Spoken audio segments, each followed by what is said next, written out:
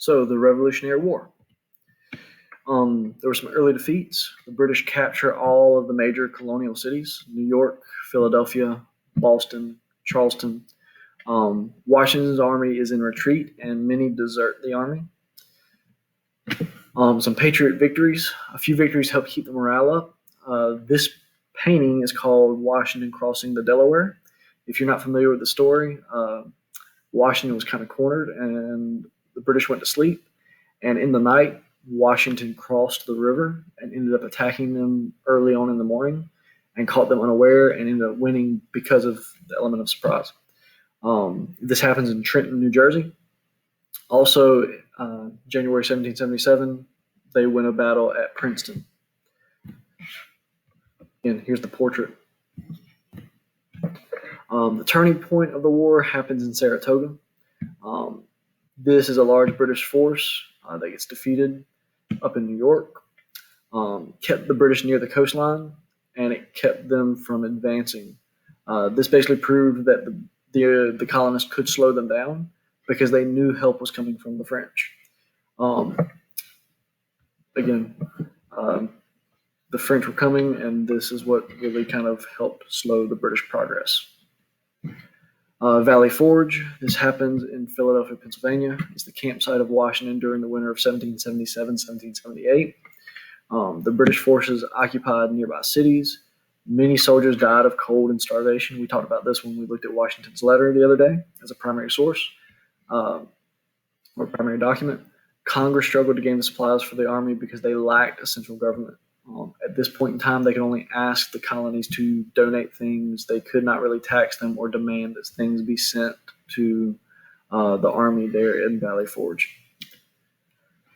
Civilian life, a lot of people suffered from inflation because the price of goods rise. Again, you got to think back on all those acts we were talking about. The colonists were only certified to trade with England. Now you're at war with England. England is not trading with you. So you are having to suffer from finding goods elsewhere, and just, business people, they know that you need it, and they're going to drive the price up. There was a shortage of goods. Again, low supply, high demand means the price is going to be pretty high. Women took over the work of men, and you will see this throughout history as we talk about different wars. A lot of times women will step in to take the place of men, and that's actually how they get their role advanced through society.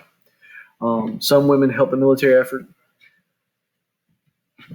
Some foreign help. There were foreign military leaders who came in for professional training of the army. One is Frederick von Steuben. He's a Prussian officer who trained Patriot soldiers. If you ever watch the movie The Patriot, which we'll talk about here in a moment, the second guy gets portrayed in it, Marquis de Lafayette.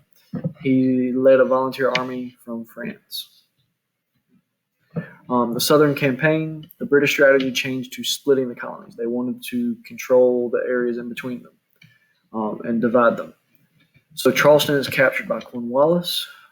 Kings Mountain in North Carolina remains a Patriot stronghold. Cowper in South Carolina remains a Patriot stronghold. Okay. The wars end. Guilford Courthouse, costly British victory. They ended up winning the battle, but with sustaining a lot of casualties. Greensboro, North Carolina, they end up fighting and losing, and then they retreat to Yorktown, Virginia, which, if you know your history, you know that Yorktown is where Cornwallis surrenders, and is basically it's effectively the end of the war. Okay, there are still some skirmishes that happen after that, but this is where the French arrive and where basically the British surrender. So Cornwallis surrenders on October of 1781. These photos over here are from the movie The Patriot.